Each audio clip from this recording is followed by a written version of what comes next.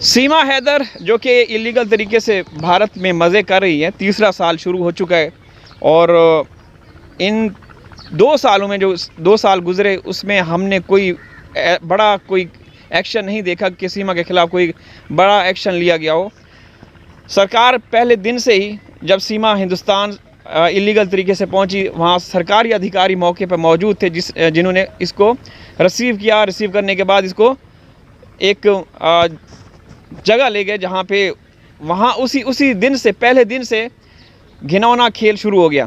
दोस्तों, अब ये सीमा की एक वीडियो सामने आई है, आप लोगों ने शायद देखी होगी, जिसमें सीमा के लिए टाइटल है वीडियो का, बेस्ट गिफ्ट फॉर सीमा सचिन मीना। सीमा के लिए सबसे बेस्ट गिफ्ट वो क्या है, ये वीडियो देखिए, इसके बाद फिर चर्चा करते हैं। पर मैंने इनको कहा कि लाओ कैमरे के सामने मुझे पहनाओ, तो इन्होंने बिल्कुल ही मना कर दिया कि नहीं, नो वे, नथिंग, नेवर। नो वे, नथिंग, नेवर। ये इंग्लिश किसको सुना रही है? ये इंग्लिश किसी ऑडियंस को, किसी पाकिस्तानी हिंदुस्तानी को नहीं, इदारों को, एजेंसियों को, हुक्मरानों को, सबको बता रही है कि हिंदुस्तान में आ जाओ, यहाँ पे तुम अपनी मर्ज़ी से ज़िंदगी अपनी जी सकते हो, कोई पूछने वाला नहीं। हिंदुस्तान का कानून जो है बिल्कुल ज़ीरो है, कुछ भी नहीं है। ये सीमा मामले की मैं बात कर रहा हूँ, जो सीमा एक्सपोज कर रही है। अब एक औरत, यार, जो पहलगाम का हमला हुआ है उसके बाद अभी तक जो फ़नी कंटेंट बनाते हैं हिंदुस्तान के बड़े बड़े यूट्यूबर, वो भी अभी वीडियोज़ नहीं अपलोड कर रहे।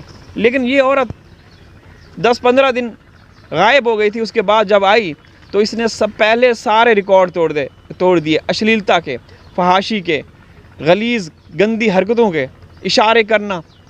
तो अभी भी ये कोई गिफ्ट आया है तो कहती है कि मैंने मीना को बोला है कि कैमरे के सामने मुझे पहनाओ। हम उसके बकौल के बेशरम बेगैरत लोग हैं, तो पहले भी तो करते रहते, लेकिन मीना जी इस बार शर्मा गए। आगे सुनिए, फिर चर्चा करते हैं। खुद ही आपको दिखाते हैं मीना जी मेरे लिए क्या गिफ्ट लेकर आए हैं। इसे आप कुछ भी कह सकते हो, इसे आप बर्थडे गिफ्ट भी कह सकते हो। और इसे अच्छा, मज़े की बात दोस्तों, जो सबसे चौंका देने वाली बात है वो ये है कि इसने एक बार 10 जून को अपनी बर्थडे मनाई, जन्मदिन मनाया, और एक बार 11 तारीख को। मैं आप लोगों को एक तहलका खेज, चौंका देने वाली ब्रेकिंग न्यूज़ दे रहा हूँ कि ये औरत अप्रैल के महीने में पाकिस्तान में सालगिरह मनाती थी अपनी, अप्रैल, अब मई, जून, ठीक है। तो इसकी मुख्तलिफ़ औकात में मुख्तलिफ़ जन्मदिन हैं। एक दफ़ा इसने कहा था कि मैं पहली बार 25वां बर्थडे मना रही हूँ, पहली बार, शायद इस तरह का कुछ ऐसा जुमला बोला था। बहरहाल जो भी है, लेकिन ये झूठी है। कभी 10 जून को, कभी 11 जून को, कभी अप्रैल के महीने में, कभी जनवरी के महीने में। जो इसका शनाख्ती कार्ड है दोस्तों, जो इसका शनाख्ती कार्ड है या आधार कार्ड जिसको आप लोग कहते हैं, उसके ऊपर 1 जनवरी यानी कि 1 जनवरी नए साल का पहला दिन इसका जन्म लिखा हुआ है। जनवरी भी मनाती रही सालगिरह, अप्रैल के महीने में और जून के महीने भी। आगे सुनिए। आप मेरे लिए वैसे कह सकते हो, वैसे तो बर्थडे गिफ्ट है मीना जी ने। तो जो मुझे मीना जी ने गिफ्ट दिया है, ये वो घड़ी है जो मैंने पहन रखी है, आपको दिख रही होगी, ये रही। ये मुझे गिफ्ट मिला है मीना जी से। बट एक और गिफ्ट भी लेकर आए। वो गिफ्ट क्या है? यू आर गेस्ट कर सकते हो आप। यू आर गेस्ट कर सकते हो। इंग्लिश इदारों को और एजेंसियों को ये झाड़ रही है कि देखें, हिंदुस्तान में आके सब कुछ सीखा जा सकता है, ठीक है। You our guest. और अब क्या है? चूड़ियाँ हैं। ये चूड़ियाँ किसको दिखा रही है? ये इदारों, एजेंसियों को, कि तुम लोग तो कुछ कर पाए नहीं, हम लोग यहाँ पे ये सब कुछ कर रहे हैं। ये सुनिए। मेरी उल्टी सीधी अंग्रेजी के साथ तो क्या है वो गिफ्ट, मैं आपको अभी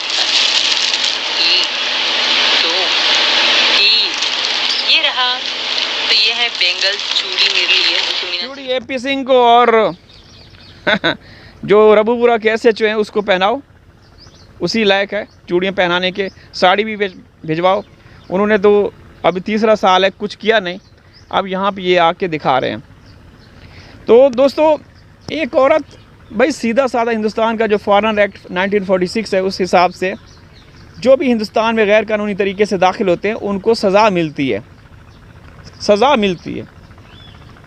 उसकी जांच हो या ना हो, जेल तो ज़रूर जाते हैं, हर सूरत जाते हैं। सीमा की जांच हुई नहीं, सीमा की बराए नाम जांच हुई। जांच किसने की? रबूपुरा की पुलिस ने। और रबूपुरा की पुलिस कौन है? उनके जो SHO कौन से हैं? जो रात दिन सीमा के घर में दूध पत्ती और खाने समोसे पकोड़े लेकर आता है।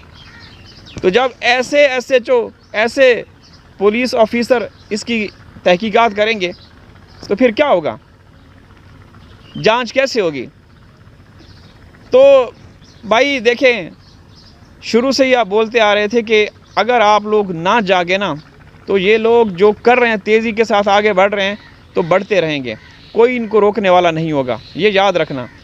ये लोग बहुत ज़्यादा आपके समाज के अंदर गंद घोलेंगे। इनका ठिकाना जो है जेल है। जेल के अलावा ये आज़ाद माहौल में सिर्फ समाज को, सोसाइटी को ख़राब करेंगे। जो भी आता है हिंदुस्तान में इलीगल तरीके से किसी भी देश में, उनको तुरंत पकड़ के जेल की सलाखों में पीछे डाला जाता है। जांच वांच वहीं चलती है, तहकीकात वहीं चलती रहती है। लेकिन ये औरत 2 दिन के अंदर इसको बेल मिल गई। बेल मिलने के साथ ही भाई बड़े बड़े लोग जिन्होंने इसको रिसीव किया था नेपाल भारत बॉर्डर पर, वही लोग इसके पीछे, उनके फार्म हाउस पे, उनके जो भी रात को महफिलें जो उनकी सजती हैं, पार्टी जो होती हैं, वहाँ पे ये शिरकत करती है और इन्जॉय करती रहती है। तो आप अंदाज़ा लगा सकते हैं कि जब इतनी इसको पजीराई मिल रही है, प्रोटोकॉल दिया जा रहा है, तो फिर इससे वसूला भी जाएगा, ऐसे तो नहीं छोड़ा जाएगा ना। मोमिन साहब ने कितने मुकदमात फ़ाइल किए? कोई एक मुकदमा बता दें कि मोमिन साहब को कोई उनको अच्छे रिज़ल्ट मिले हों। जुलाई के महीने में एक अदालत ने यह कहा था कि सीमा भी किसी भी सोशल अकाउंट पे अपीयरेंस नहीं दे सकती किसी भी सूरत में। फिर देखा आप लोगों ने, 2 जुलाई को फैसला आया, 3 जुलाई के बाद इसने पहले से ज़्यादा दिन में 2-2 व्लॉग अपलोड करना शुरू किए। इसके बाद और चैनल बनाना शुरू कर दिए। अब इसके कम से कम 15 चैनल हैं यूट्यूब के, 15 चैनल, जो हिंदुस्तान की एक अदालत ने फैसला सुनाया, लोअर कोर्ट ने, कि इसकी अपीयरेंस नहीं होनी चाहिए। तो अदालत के जो फैसले हैं, कोर्ट ऑर्डर हवा में उड़ा दिया। सीमा है तो सब मुमकिन है भाई। अब तोहफे तहफ़ दे रहे हैं, कभी केक काटा जा रहा है, कभी सालगिरह। आप ये बताएं कि किसी भी व्लॉग के अंदर ये औरत कोई शरीफ या कोई बाइज़्ज़त किरदार अदा किया इसने? ओहो ओहो, आहा, नो, नेवर, नथिंग, ये वो, बस यही चलता रहता है, इसके अलावा कुछ नहीं। ऐसा है ना, या मैं गलत बोल रहा हूँ?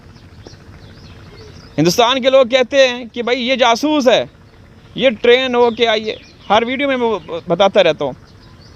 तो फिर क्यों आप लोग क्यों नहीं निकलते? वो औरत तो शॉपिंग कर रही है, शॉपिंग के व्लॉग दिखा रही है, दिन में 4-4, 5-5 दफ़ा बाहर निकलती है, खुलेआम, सरेआम। तो फिर ये क्या है? एजेंट किसकी है? अल्लाह हाफिज़।